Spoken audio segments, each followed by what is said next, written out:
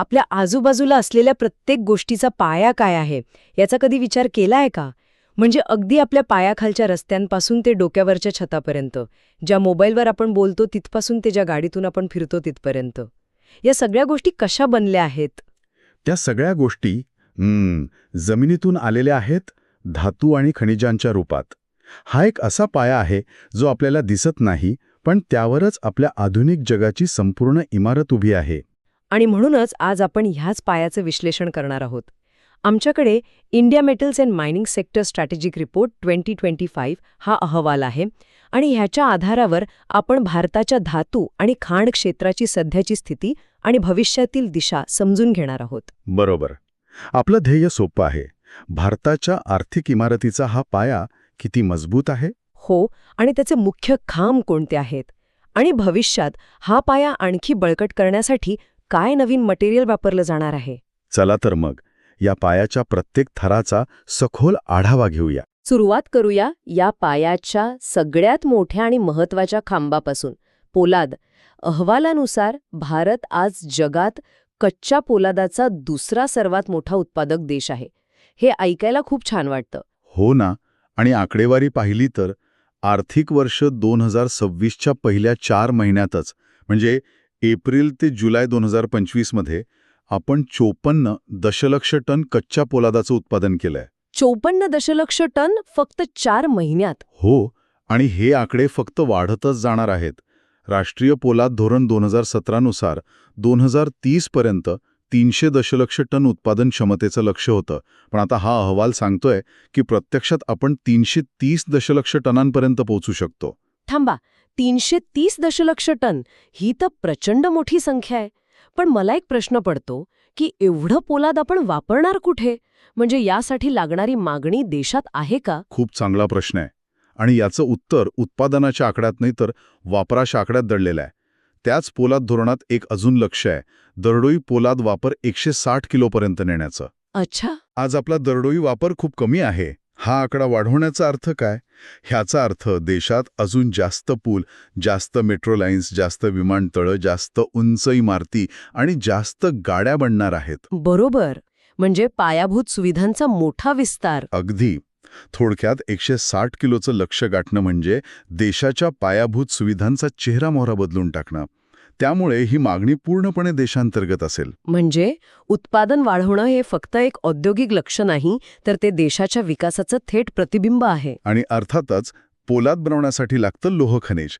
इथे आपली काय परिस्थिती आहे? इथे भारताकडे एक नैसर्गिक देणगी आहे. आपण जगात लोहखनिजाचे चौथे मोठे उत्पादक तर आहोतच, पण त्यातली खरी गोष्ट वेगळीच आहे. कोणती? आपल्या देशात सापडणाऱ्या एकूण साठ्यांपैकी 85% पेक्षा जास्त साठे हे उच्च दर्जाचे आहेत. उच्च दर्जाचे म्हणजे नेमकं काय? त्याचा आपल्याला काय फायदा होतो? सोप्या भाषेत सांगायचं तर या खनिजावर कमी प्रक्रिया करून ते थेट पोलाद निर्मितीसाठी वापरता येतं. कमी प्रक्रिया म्हणजे कमी ऊर्जा, कमी वेळ आणि कमी खर्च. ओके. याचा खरा अर्थ असा आहे की आपलं पोलाद जागतिक बाजारपेठेत स्वस्त आणि अधिक स्पर्धात्मक बनू शकतं. कमी ऊर्जेत जास्त उत्पादन म्हणजे कमी प्रदूषण आणि कमी खर्च. म्हणजे आपण चीनसारख्या बलाढ्य देशाला केवळ उत्पादनातच नाही तर किमतीतही टक्कर देऊ शकतो. अगदी बरोबर. पण हे सगळं पोलाद बनवण्यासाठी आणि त्यावर प्रक्रिया करण्यासाठी प्रचंड ऊर्जा लागते. आणि इथेच एक मोठा विरोधाभास समोर येतो.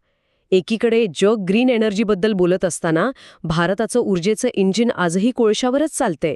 हे कसं काय? हाच तर आजच्या भारतासमोरील सर्वात मोठा पेच आहे. याला एनर्जी डायलेमा म्हणतात. आकडेवारी धक्कादायक आहे. भारताच्या एकूण ऊर्जेच्या गरजेपैकी 55% आणि एकूण वीज निर्मितीपैकी तब्बल 74% वाटा एकट्या कोळशाचा आहे. 74%? जरी आपण सौर आणि पवन ऊर्जेमध्ये मोठी झेप घेतली असली आणि आपली अपारंपरिक ऊर्जा क्षमता एकूण क्षमतेच्या जवळपास 49% पोचली असली, तरी एक गोष्ट विसरून चालणार नाही. कोणती गोष्ट? ती म्हणजे बेस लोड पॉवर. सौर ऊर्जा फक्त दिवसा मिळते, पवन ऊर्जा वाऱ्यावर अवलंबून असते, पण कारखान्यांना, रेल्वेला, शहरांना 24 तास अखंड वीज लागते. खरे. ही अखंड वीज पुरवण्याची क्षमता आज फक्त औष्णिक आणि अणुऊर्जा प्रकल्पांमध्ये आहे. त्यामुळे देशाची प्रचंड ऊर्जेची भूक भागवण्यासाठी निदान पुढची काही वर्ष तरी कोळशाशिवाय आपलं पान हलणार नाही. म्हणजे एका बाजूला पर्यावरण जपायचंय आणि दुसऱ्या बाजूला विकास, हा समतोल साधणंच खरं आव्हान आहे. अगदी. चला आता या पायाच्या तिसऱ्या खांबाकडे वळूया. आणि ही माहिती माझ्यासाठी तरी खूप आश्चर्यकारक होती. भारत ॲल्युमिनियमचाही दुसरा सर्वात मोठा उत्पादक आहे. म्हणजे आपण पोलादात दुसऱ्या क्रमांकावर आहोत आणि ॲल्युमिनियममध्येही. हो. मला आढळलं होतं की चीन किंवा इतर देश ह्यात खूप पुढे असतील. पण मग माझा प्रश्न असा आहे की आपण इतके मोठे उत्पादक असूनही आपल्या दैनंदिन जीवनात ॲल्युमिनियम इतकं कमी का दिसतं? तुमचं निरीक्षण अगदी बरोबर आहे. आणि इथेच विकासाची एक प्रचंड मोठी संधी दडली आहे. भारतातील दरडोई ॲल्युमिनियमचा वापर फक्त 3.1 किलो आहे, तर जागतिक सरासरी 12 किलो आहे. फक्त 3.1 किलो? हो. आणि चीनचा आकडा ऐकला तर थक्क व्हाल. तो तब्बल 31.7 किलो आहे. इतकी मोठी तफावत? हो. याला आपण एका उदाहरणाने समजू शकतो. हे असं आहे की आपल्या घरात एक प्रचंड मोठं स्वयंपाकघर आहे. उत्तम शेगडी आहे, सगळी भांडी आहेत, पण आपण त्यावर फक्त चहाच बनवतोय. आपल्याकडे ॲल्युमिनियम बनवण्याची प्रचंड क्षमता आहे, पण आपण तिचा पूर्ण वापरच करत नाही आहोत. पण आता हे चित्र बदलणार आहे असं वाटतंय. हो, वेगाने बदलणार आहे. ते कसं? 2 कारणांमुळे. एक म्हणजे इलेक्ट्रिक वाहने म्हणजे EVs. हां. गाड्यांचं वजन कमी करून त्यांची रेंज वाढवण्यासाठी ॲल्युमिनियमला पर्याय नाही. आणि दुसरं म्हणजे अपारंपरिक ऊर्जा. सोलर पॅनलच्या फ्रेम्सपासून ते पवनचक्कीच्या पात्यांपर्यंत सगळीकडे ॲल्युमिनियम लागणार आहे. अच्छा, म्हणजे येत्या काळात ॲल्युमिनियमची मागणी प्रचंड वाढणार आहे. निश्चितच. तर हे 4 मुख्य खांब झाले: पोलाद, लोह खनिज, कोळसा आणि ॲल्युमिनियम. आता या पायावर उभ्या असलेल्या आर्थिक इमारतीवर याचा काय परिणाम होतो ते पाहूया. अहवालात ग्रॉस व्हॅल्यू ॲडेड किंवा GVAचा उल्लेख आहे. आर्थिक वर्ष 2025 मध्ये खाण क्षेत्रातून 3,38,884 कोटींचा GVA मिळाला. आता हा GVA म्हणजे नेमकं काय हे जरा सोप्या भाषेत सांगाल का? नक्कीच. GVA म्हणजे सोप्या भाषेत सांगायचं तर या खाण क्षेत्राने देशाच्या तिजोरीत थेट किती रुपयांची भर घातली. म्हणजे समजा आपण जमिनीतून 100 रुपयांचं खनिज काढलं आणि त्यावर प्रक्रिया करण्यासाठी 20 रुपये खर्च झाले. तर उरलेले 80 रुपये. बरोबर. ते उरलेले 80 रुपये हे त्या क्षेत्राचं निव्वळ योगदान झालं. याला GVA म्हणतात. तर या क्षेत्राने देशाच्या अर्थव्यवस्थेत जवळपास 3.5 लाख कोटी रुपयांचं निव्वळ योगदान दिलंय. आणि हे योगदान काही ठराविक राज्यांमधून जास्त येतं, बरोबर? ओडिसा, राजस्थान, छत्तीसगड. अगदी बरोबर. खनिज उत्पादनात एकट्या ओडिशाचा वाटा तब्बल 44% आहे. 44%? हो. ह्याचा अर्थ या राज्यांची अर्थव्यवस्था अक्षरशः या खाणकामावर अवलंबून आहे. तिथला रोजगार, तिथलं राजकारण आणि तिथला स्थानिक विकास या सगळ्यावर खाण क्षेत्राचा थेट परिणाम होतो. आणि या सगळ्या आर्थिक चक्राला गती देण्याचं काम सरकारची पायाभूत सुविधांवरील गुंतवणूक करत आहे. सरकारने आर्थिक वर्ष 2026 साठी यावर तब्बल 11.2 लाख कोटींची तरतूद केली आहे. ही रक्कम खूप मोठी आहे. हो. ही इतकी मोठी आहे की यातून आपण देशातल्या प्रत्येक गावात एक नवीन शाळा आणि एक दवाखाना बांधू शकतो आणि तरीही पैसे उरतील. ही तुलना खूप महत्वाची आहे, कारण हा पैसा जेव्हा रस्ते, रेल्वे, बंदरं आणि विमानतळ बांधण्यासाठी खर्च होतो, तेव्हा एक सकारात्मक चक्र सुरू होतं. कसं?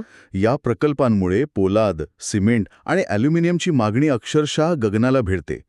ही मागणी पूर्ण करण्यासाठी खाण क्षेत्राला चालना मिळते, ज्यामुळे अर्थव्यवस्थेत अधिक योगदान दिलं जातं. GVA वाढतो आणि लाखो लोकांना रोजगार मिळतो. म्हणजे हे चक्रच भारताच्या विकासाला गती देत आहे. अगदी. हे झालं वर्तमान आणि अर्थव्यवस्थेतील योगदान. आता भविष्याकडे पाहूया. या क्षेत्राची दिशा बदलणारे काही मोठे धोरणात्मक बदल होताना दिसत आहेत. त्यातला एक महत्वाचा बदल म्हणजे खाणपट्टे आता 50 वर्षांसाठी दिले जात आहेत. हो. आणि हा वरवर साधा वाटणारा बदल खूप दूरगामी परिणाम करणार आहे. आधी हे पट्टे कमी कालावधीसाठी असायचे, त्यामुळे कोणतीही कंपनी त्यात मोठी गुंतवणूक करायला घाबरायचे. बरोबर. पण जेव्हा एखाद्या कंपनीला माहीत असतं की त्यांच्याकडे 50 वर्षांसाठी खाण आहे, तेव्हा ती कंपनी तंत्रज्ञान, संशोधन आणि काय म्हणतात त्याला, पर्यावरणाची काळजी घेणाऱ्या पद्धतींमध्ये मोठी गुंतवणूक करण्यास तयार होते. पण 50 वर्षांसाठी खाणपट्टे देण्यामुळे खाजगी कंपन्यांची मक्तेदारी निर्माण होण्याचा धोका नाही का? किंवा यामुळे पर्यावरणाची दीर्घकालीन नुकसान होण्याची शक्यता वाढत नाही का?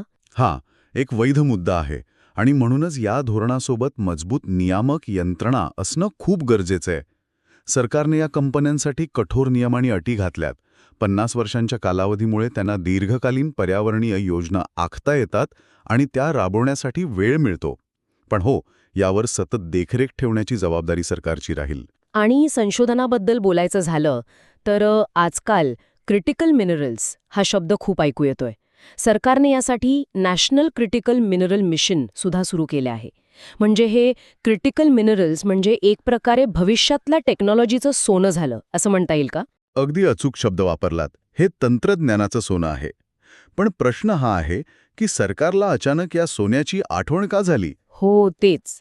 याचं कारण म्हणजे जग बदलत आहे. लिथियम, कोबाल्ट, निकेल आणि रेअर अर्थ एलिमेंट्स ही अशी खनिजं आहेत ज्यांच्याशिवाय आजची हायटेक दुनिया पूर्ण आहे. तुमच्या स्मार्टफोनच्या बॅटरीपासून ते इलेक्ट्रिक गाडीच्या मोटरपर्यंत. आणि लढाऊ विमानाच्या सेन्सरपर्यंत सगळीकडे ही खनिजे लागतात. बरोबर. म्हणजे हे फक्त खनिज नाहीत, तर हे भूराजकीय शस्त्र बनले आहेत. अगदी बरोबर. आणि म्हणूनच या खनिजांसाठी दुसऱ्या देशांवर, विशेषतः चीनवर असलेलं अवलंबित्व कमी करणे हा या मिशनचा मुख्य उद्देश आहे. आज यापैकी बहुतांश खनिजांच्या पुरवठ्यावर चीनचं वर्चस्व आहे. उद्या त्यांनी पुरवठा थांबवला तर आपली सगळी हायटेक इंडस्ट्री थांबेल. अच्छा, म्हणजे भविष्यातील पुरवठा साखळी सुरक्षित करणे हे ध्येय आहे. हो. हे टाळण्यासाठीच भारत आता देशात या खनिजांचा शोध घेत आहे आणि लिथियमसाठी ऑस्ट्रेलिया व अर्जेंटिनासारख्या देशांसोबत पार्टनरशिप करत आहे. म्हणजे आपण फक्त देशात शोधत नाही आहोत, तर जगात जिथे संधी मिळेल तिथे भागीदारी करून आपला पुरवठा सुरक्षित करत आहोत. अगदी. आणि या सगळ्या प्रयत्नांना जागतिक गुंतवणुकीची साथ मिळतेय का? नक्कीच. सरकारने या क्षेत्रात 100% थेट परकीय गुंतवणुकीला म्हणजे FDIला स्वयंचलित मार्गाने परवानगी दिली आहे. याचा अर्थ परदेशी कंपन्यांना इथे गुंतवणूक करणं सोपं झालंय. आणि त्याचा परिणाम दिसतोय का? हो. 2000 सालापासून जून 2025 पर्यंत धातू उद्योगात 18.6 अब्ज अमेरिकन डॉलर्सची म्हणजे जवळपास 1.5 लाख कोटी रुपयांची थेट परकीय गुंतवणूक झाली आहे.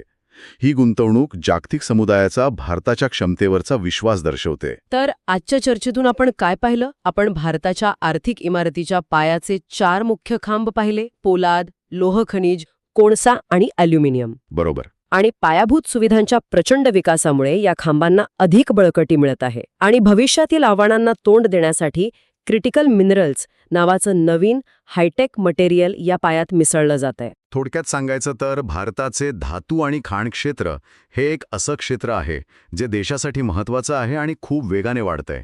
जे भारताच्या औद्योगिक अर्थव्यवस्थेचा आज आणि उद्याही आधारस्तंभ राहणार आहे. नक्कीच. आणि जाता जाता ऐकणाऱ्यांसाठी एक विचार. आपण पाहिलं की हे क्षेत्र अर्थव्यवस्थेचा कणा आहे. पण जसजशी पारंपरिक खनिजे म्हणजे कोळसा आणि लोह खनिज आणि नवीन क्रिटिकल मिनरल्स म्हणजे लिथियम आणि कोबाल्ट या दोन्हींची मागणी एकाच वेळी वाढत जाईल, तसतसा पुढील दशकातील खरा प्रश्न संतुलनाचा असेल. कोणत्या प्रकारचा समतोल? 2 गोष्टींमधला समतोल. एका बाजूला विकासासाठी आणि ऊर्जा सुरक्षेसाठी पारंपरिक खाणकामाचा विस्तार करणं गरजेचं आहे. पण ते करताना त्याचे पर्यावरणीय आणि सामाजिक परिणाम कसे हाताळायचे? आणि दुसरी बाजू? आणि त्याचवेळी दुसऱ्या बाजूला भविष्यातील ग्रीन टेक्नॉलॉजीसाठी जसे की इलेक्ट्रिक गाड्या आणि सौर ऊर्जा एक सुरक्षित आणि शाश्वत पुरवठा साखळी कशी उभी करायची, हा दुहेरी समतोल साधणं हेच पुढच्या दशकातील सर्वात मोठं आव्हान आणि सर्वात मोठी संधी असेल. व्हिडिओ आवडला असेल तर लाईक करा आणि अशाच युजफुल व्हिडिओसाठी चॅनलला सबस्क्राईब करायला विसरू नका.